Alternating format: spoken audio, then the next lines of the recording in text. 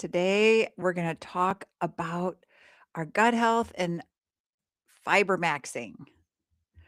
So, I'm going to talk about why fiber maxing is so important for everyone's health today. This is really interesting information that I have found about, why we need fiber. I mean, it's amazing to see these health trends on that are popping up and the research behind them on, these details of um, micro diversity in our gut and what we need. So when I was researching this episode, I was amazed to learn that 97% of Americans don't get enough fiber. I don't know if I was amazed by that because I know a lot of Americans eat a highly processed food diet. They're eating pizza, they're eating SpaghettiOs, they're eating ramen noodles, they're eating, whatever comes in a can or in a plastic little package or, all these highly processed foods are really damaging to our bodies over time. And you're not getting enough fiber from them because all the fiber has been stripped out of those foods. So that's why 97% of Americans don't get enough fiber. And it's not that you could eat a lot more fiber, you actually fall short of the recommended daily amount, which is somewhere in the range of like 25 to 34 grams for adults, which really is not that hard to get when you diversify the foods that you eat. Now, nutrition researchers have a phrase for this. They call fiber a nutrient of public health concern. And that's the kind of language that usually is reserved for things where we're seriously worried about, like vitamin D levels or getting rickets or something like that, right? So today we're going to talk about this nutrient that almost nobody gets enough of, and a trend that's finally putting it back in the spotlight. It's called fiber maxing. And here's a twist that makes this more than just another wellness fad. The newest research suggests that how much fiber you eat might matter less than how many different kinds of fiber you eat. And by the end, I'm going to connect all of this to something that might be you might not expect. Your skin, your mood, and how you age. When I'm looking at pictures of myself like from 10 years ago, I'm like, wow, these lines used to be a lot worse. I used to have like my cheeks were more flat. I actually look younger than I did 10 years ago, and this is because of drinking plenty of water, making sure that I'm getting my electrolytes, making sure I'm getting omega-3s, making sure that I'm getting the fiber that I need. I'm eating legumes and nuts and seeds and kefir and uh, yogurt that actually has live cultures in it. So stick with me on this because by the end of this episode, you'll understand your body a little better than you did this morning. So let's get into it. So, welcome back to the Larson Health Podcast. I'm so glad you're here. And if you've spent any time on social media lately, you've probably seen the word fiber maxing floating around. It's exactly what it sounds like. People intentionally maxing out on their fiber intake, hitting or exceeding that recommended daily target every single day. And it's especially big with Gen Z. And on the surface, it can look like just another internet food trend. But unlike a lot of wellness fads where the hype runs way out ahead of the evidence, fiber sits on top of an enormous, deep body of research, decades of it. And in just the last few months of this year, we've gotten some genuinely fascinating new studies that change how we should think about it. So, my goal today is to give you a few things: why fiber matters so much, and what it's actually doing inside your body. Why not all fiber is the same? And the plot twist, that variety beats quantity. Woohoo! So, how your gut quietly shapes your skin, your mood, and your aging through something called the gut skin axis. So, this is something I haven't heard of before, the gut skin axis. which is surprising because I follow so many different functional nutrition doctors. And the brand new research pushing this whole field forward, including why fiber doesn't work the same way for everyone. So, quick note before we dive in, I'm not a doctor, and nutrition science evolves fast. A lot of what I'm sharing is research suggests, not case closed. So take this as a thoughtful starting point, not medical advice. And if you've got a specific health condition, talk to a professional who knows your situation. Okay, so let's talk about fiber. Before we dive in, a quick word from the sponsors who make this show possible. Today's episode is brought to you by Larson Botanicals and Larson Nutrition, two brands built around that idea that's at the very heart of today's topic, that healthy skin and a healthy gut go hand in hand. You'll hear more from both of them a little later in the show. For now, just know that everything we're talking about, everything we're about to talk about, feeding your gut, supporting your body from the inside out. These are, uh, the folks living that mission. Now let's talk fiber. Let's start with that staggering statistic because it sets up everything else. According to the US Department of Agriculture, as many as 97% of Americans consume less than the recommended daily intake of fiber. And for adults, that recommendation lands around 25 to 34 grams a day, as mentioned before. So, to put that in perspective, most people are getting roughly half of what they need, half. And that isn't a niche concern. A professor of nutrition at the University of Illinois Urbana-Champaign described fiber flat out as a nutrient of public health concern. And when a scientist uses that phrase, they're signaling that the gap between what we eat and what our bodies need is big enough to affect health at a population level.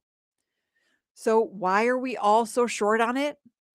Part of it is the modern diet, refined grains, processed convenience foods in a can or in a bag, not enough whole plants. And when you strip a grain down to white flour, you strip the fiber out with it.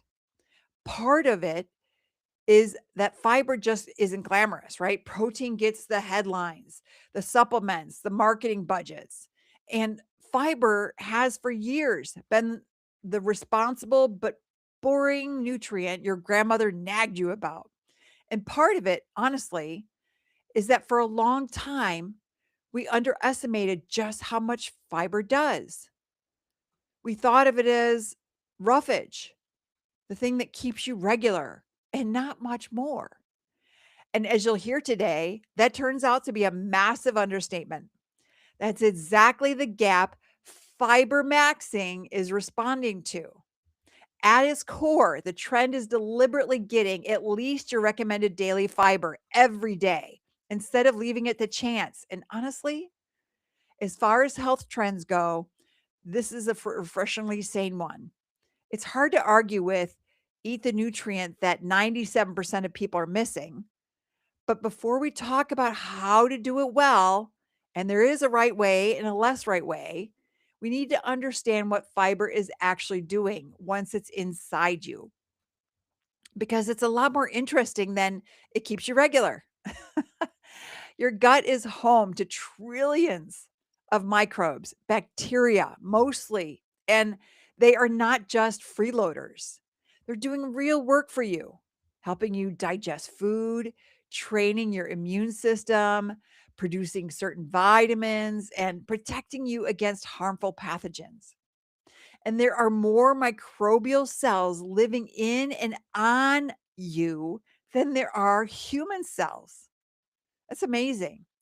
And in a very real sense, you are walking around as an ecosystem, not just an individual. And here's the key connection: fiber is the food for those good microbes. Now, not all fiber is the same, and we'll come back to that. But the headline is this: certain fibers, mostly the soluble, fermentable kind, get broken down by the bacteria in your large intestine. And when those bacteria ferment that fiber, they produce compounds called short chain fatty acids. Short chain fatty acids for short is SCFAs. SCFAs is short chain fatty acids for short. So names you might hear are butyrate, propionate, and acetate. These short chain fatty acids are kind of the unsung heroes of this whole story. And they're going to come up again and again today. So tuck that term away. Research links them to improve nutrient absorption, lower inflammation, and a better regulated immune response. So when you feed your gut microbes the right fiber, they produce these compounds, and those compounds ripple out into your overall health. You eat the plant, your bacteria do the work, you get the benefit. It's one of the most elegant partnerships in human biology. A senior research scientist at Stanford put it in a way that really stuck with me. She pointed out that a lot of what we think of as Western diseases come down to the immune system being misregulated, stuck in a kind of low grade pro inflammatory state. And fiber, by feeding the microbes that produce these anti inflammatory compounds, is one of the levers we have to nudge that system back toward balance. So, when researchers say fiber is linked to lower risk of things like obesity, type 2 diabetes, heart disease, and even certain cancers, this is a big part of why. It's not magic. It's that fiber feeds an internal ecosystem, and that ecosystem talks to nearly every system in your body. There's a concept worth naming here: dysbiosis. That's the word for an imbalanced gut microbiome. And it's been linked to a whole range of problems: inflammatory bowel disease, obesity, metabolic dysfunction, and even neurological conditions. A balanced, well fed microbiome is the goal. Fiber is one of the most powerful tools we have to get there. Hold on to that word, dysbiosis, too, because it's going to explain a lot when we get to your skin. We've been talking about how your gut affects so much more than digestion. Well, your skin is one of the places that that connection shows up most. And we're going to dig into exactly how a little later. The state of your gut can show up right on your face. That's the whole philosophy behind Larson Botanicals, a clean skincare line formulated to support both your skin and your gut health, inside and out. There's no harsh fillers, no mystery ingredients, just clean, thoughtfully formulated products that work with your body's own ecosystem instead of against it. Because if you care about what you put in your body, it's worth caring about what you put on it too. Treat your skin like the living ecosystem it is. Visit larsonbotanicals.com to explore the full line. That's Larson, Larson, botanicals.com. Now back to the science. I keep saying not all fiber is the same. So let's actually unpack that, because understanding the different types is what turns this from a vague eating more fiber into something you can really use. So the first big split is soluble versus insoluble fiber. Soluble fiber dissolves in water and forms a kind of gel in your gut. This is the fiber that really feeds your bacteria and gets fermented into those short chain fatty acids, those SCFAs we just talked about. It also helps slow down digestion, which steadies your blood sugar, and it can help lower cholesterol. Think glycogen. You could put some glycogen in your water and it'll turn into a gel and you drink that but drink it fast.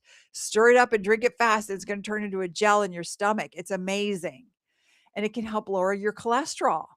You'll find it in oats, beans, lentils, apples, citrus fruits, and psyllium husk or psyllium. You can get psyllium fiber. Insoluble fiber, on the other hand, doesn't dissolve. It mostly adds bulk and helps things move through smoothly. That's the keeps you regular reputation fiber is famous for.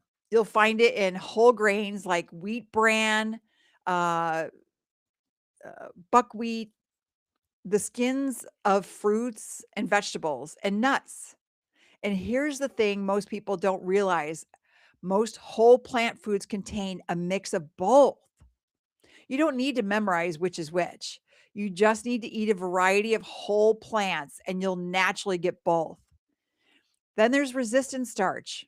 This is a type of carbohydrate that resists digestion in your small intestine and travels all the way down to your colon where your bacteria feast on it. It's one of the most powerful producers of butyrate, which is the SCFA that's especially good for the cells lining your gut. And here's a fun practical detail. You can actually increase the resistant starch in foods like potatoes, rice, and pasta by cooking them and then cooling them in the fridge.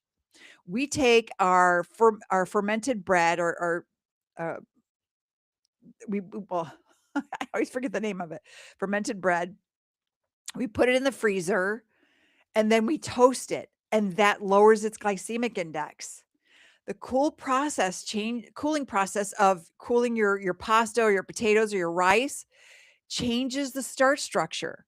So that leftover cold potato salad or the rice in your fridge from last night is in a small way better for your gut bacteria than it was fresh out of the pot.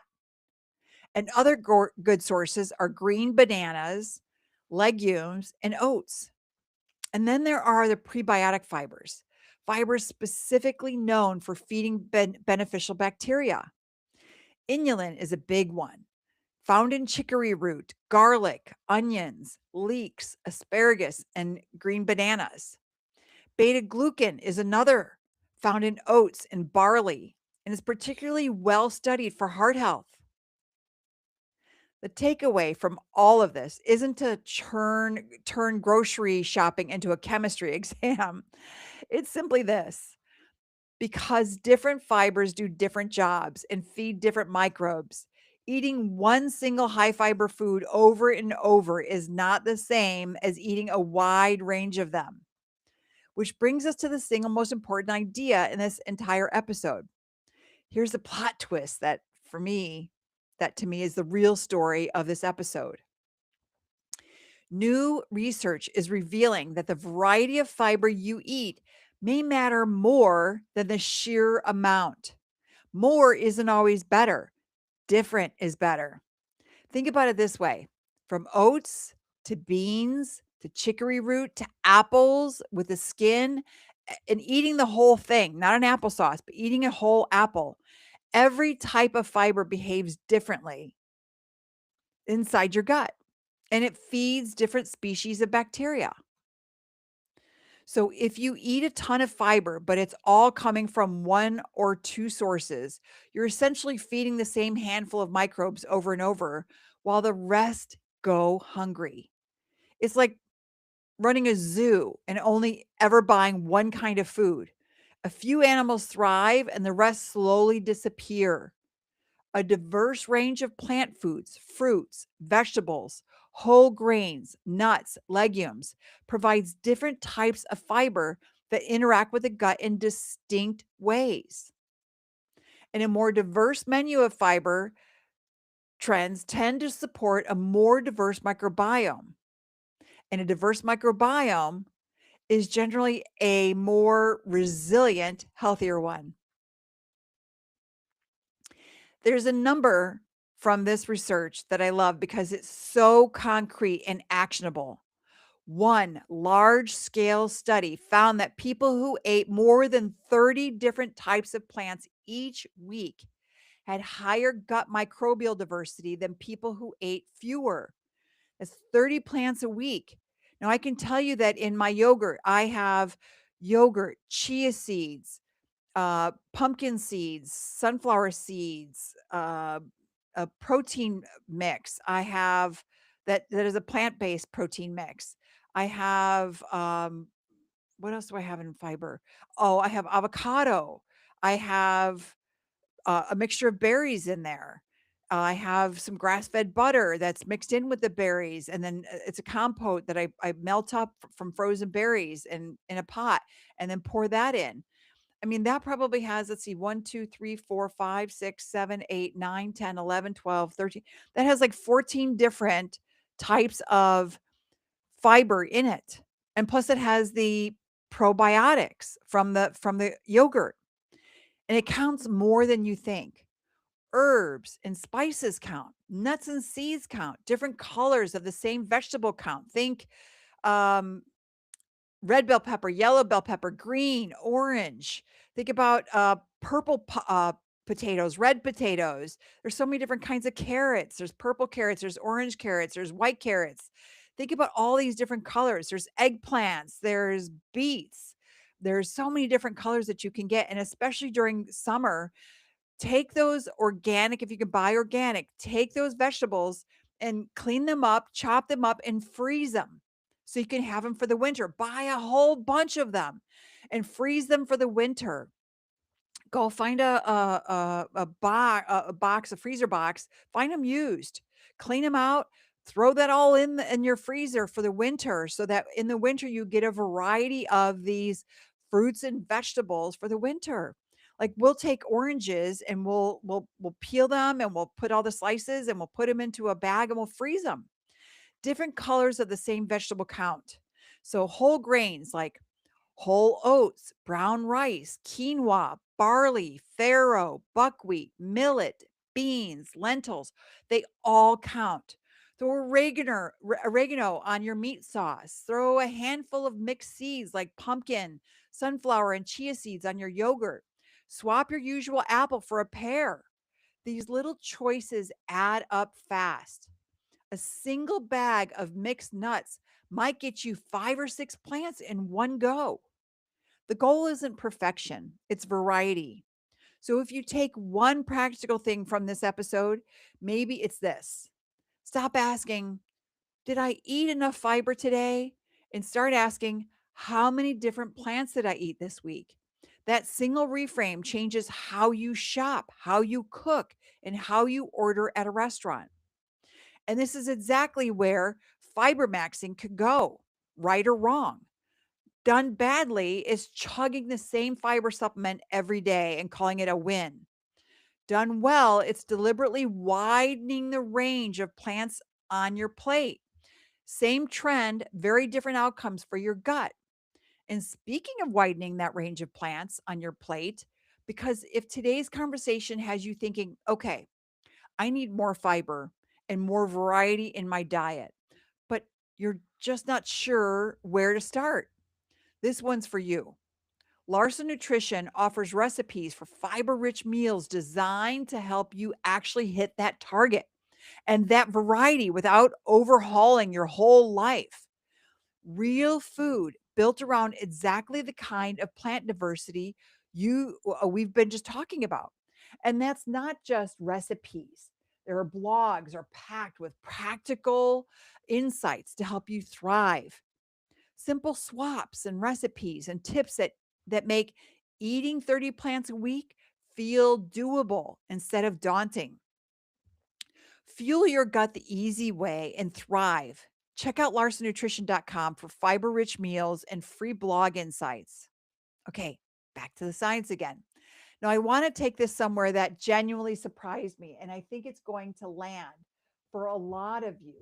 We've talked about the fiber, the microbiome, your immune system, your metabolism, but there's one organ we haven't mentioned yet that turns out to be deeply connected to all of this. And it's the largest organ you have. Your skin. That's a fast growing area of research called the gut skin axis. And that basic idea is this: there's a two-way line of communication running between your gut microbiome and your skin. And what happens in your gut doesn't stay in your gut. It's like, when you go to Vegas, it stays in Vegas. Well, it doesn't. Not in your gut. It can show up quite literally on your face. Researchers describe the gut skin axis as a bidirectional relationship, meaning the gut influences the skin and the skin can influence the gut right back. And the mechanisms connecting them are the exact same ones we've been talking about all episode. Remember those short chain fatty acids, the SCFAs your gut bacteria produce when they ferment fiber? It turns out that those don't just calm inflammation in your gut, they ripple outward, affect your skin too. Let me get specific because the details here are genuinely cool. According to the research, the SCFAs produced when your microbes ferment dietary fiber do at least three things that matter for your skin. First, they help fortify the tight junction your skin, your gut lining in your gut lining, right? So reducing what's sometimes called leaky gut and the systemic body-wide inflammation that can come with it. Less inflammation in your body tends to mean calmer skin.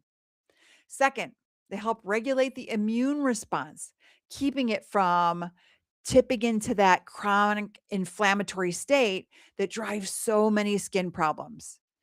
And third, some of these gut metabolites appear to positively affect collagen synthesis. Collagen is what gives your skin elasticity and firmness. So the compounds your gut bacteria make from fiber may actually be supporting the structure of your skin from the inside out. That's why you're hearing the phrase beauty from within more and more. The emerging view in dermatology and cosmetic science is that real skin health begins well beneath the surface, down in your gut. And this isn't just a nice theory.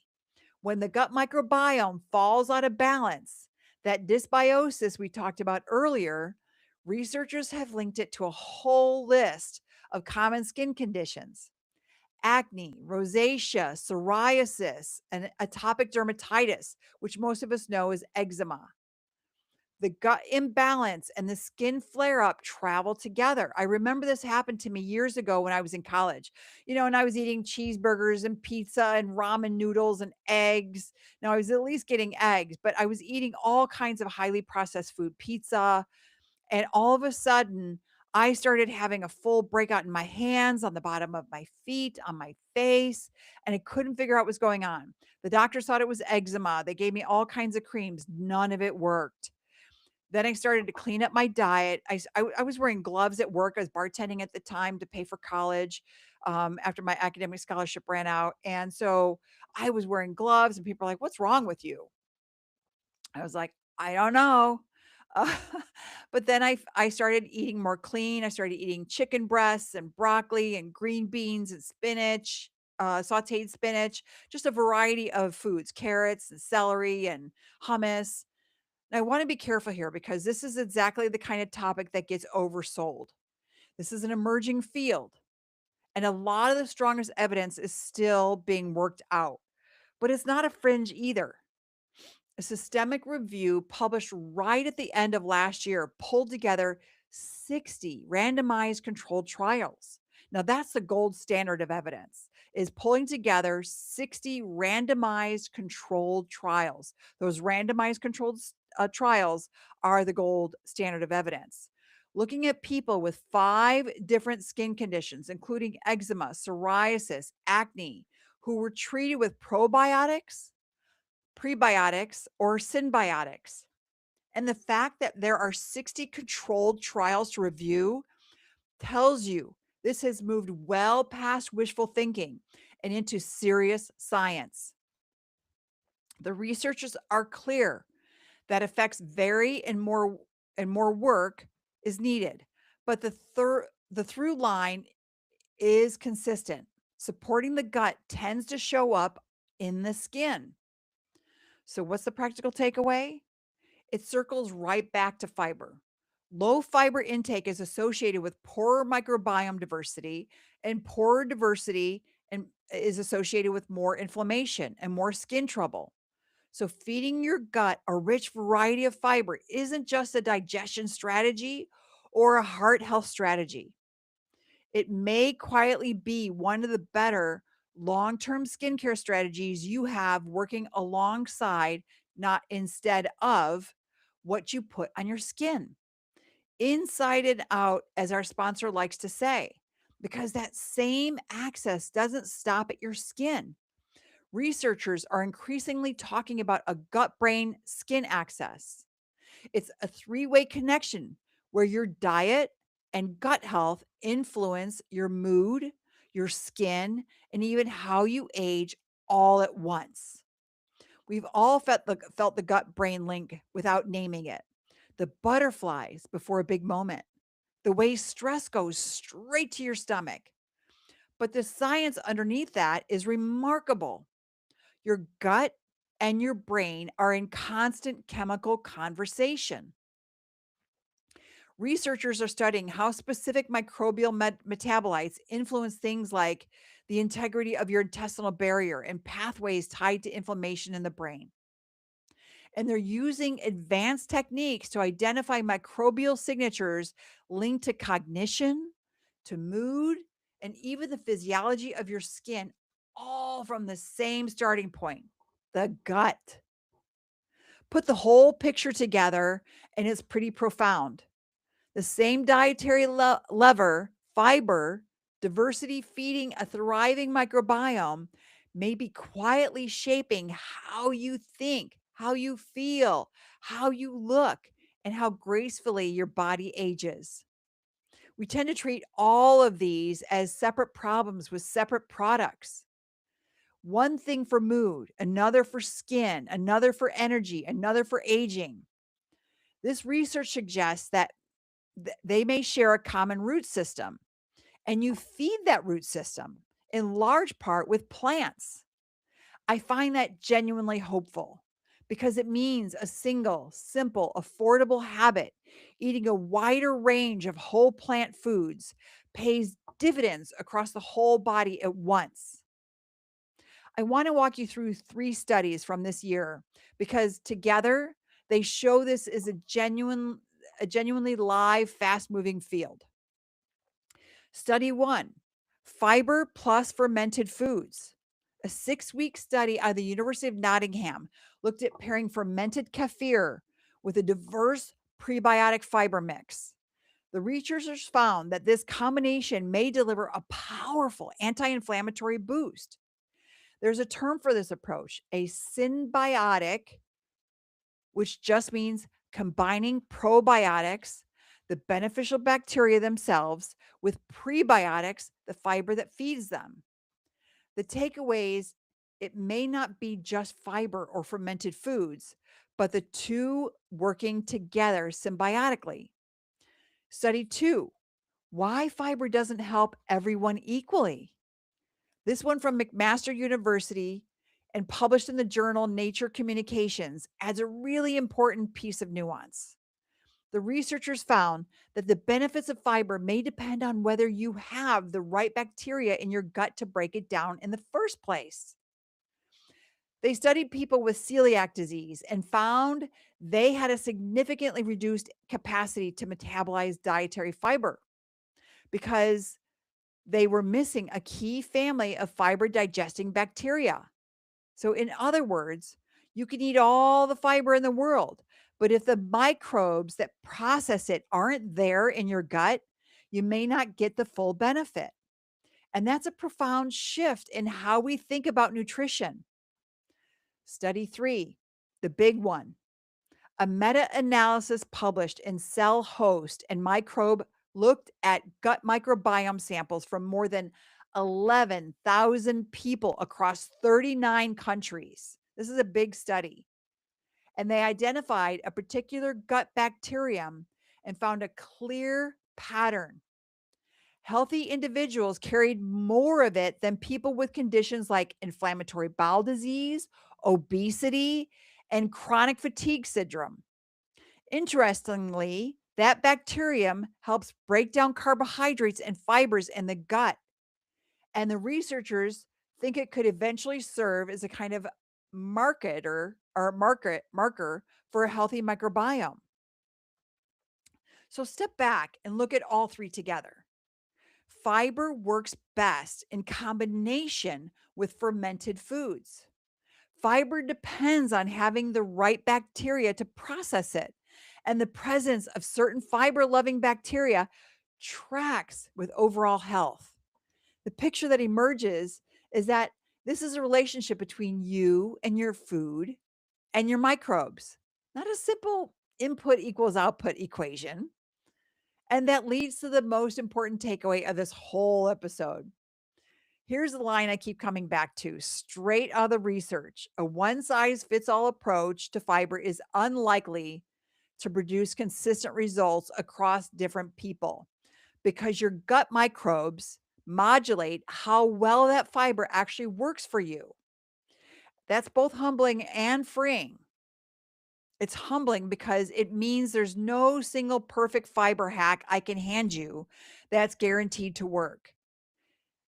And it's freeing because it takes the pressure off chasing the optimal supplement or the one miracle food.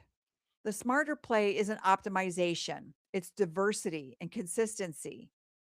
Feed a wide range of microbes, do it regularly, and let your internal ecosystem do what it's evolved to do. This is also why the future of this field is pointing toward personalization. Eventually, recommendations tailored to your specific microbiome. We're not fully there yet for most people, but it's clearly where the science is headed. So let me leave you with this, leave you with what to actually do starting today. First, aim for a variety over volume. Count plants, not just grams. Try to work toward that 30 different plants a week idea. Herbs, spices, seeds, beans all count. Second, diversity. Your fiber sources, diversify your fiber sources on purpose. If you're sourcing on purpose, if you always reach for the same vegetable, rotate it. Remember, soluble, insoluble, resistant starch, and prebiotic fibers all do different jobs. And you get the full set by eating across the whole rainbow of whole plant foods. And third, consider pairing fiber with fermented foods, things like kefir, yogurt with live cultures, kimchi, sauerkraut. The research on combining the two is promising. And fourth, go slow. If you're currently in that 97% who isn't getting enough, ramping up fiber too fast can leave you, let's say, uncomfortable. Increase gradually and drink plenty of water so your gut can adjust. And fifth, remember the bigger picture. You're not just feeding your digestion, you're feeding your skin, your mood, your immune system, and the way you age. And that's a lot of return on a bowl of lentils. And sixth, be patient and pay attention to your own body because the research is clear. Fiber doesn't work identically for everyone. You are running your own personal experiment. Pay attention to what your body does. If you eat a bunch of fiber, then you're like, oh, too much too fast. Notice what makes you feel good and build from there. So that's fiber maxing, a trend that for once the science actually backs up. The headline isn't just eat more fiber, it's eat more kinds of fiber. Feed a diverse community of gut microbes and let that internal ecosystem support the rest of your health, your gut, your skin, your mood, and how you age. A huge thank you to today's sponsors who make this show possible. Larson Botanicals and Larson Nutrition, clean skincare and fiber-rich nutrition to help you thrive from the inside out. Support your skin and gut with Larson Botanicals at larsonbotanicals.com and fuel your body with fiber-rich meals and free blog insights from Larson Nutrition at larsonnutrition.com. And if this episode made you think differently about the food on your plate, please do me a favor. Share it with one person who'd find it interesting. That's genuinely how this show grows, and I appreciate it more than you know. And here's a little challenge for this week. Count your plants, your spices, your seeds, your nuts. See how close you get to 30 different ones. And tag me and let me know your number. I'll be doing it right alongside you. And thanks for listening. Take care of that gut.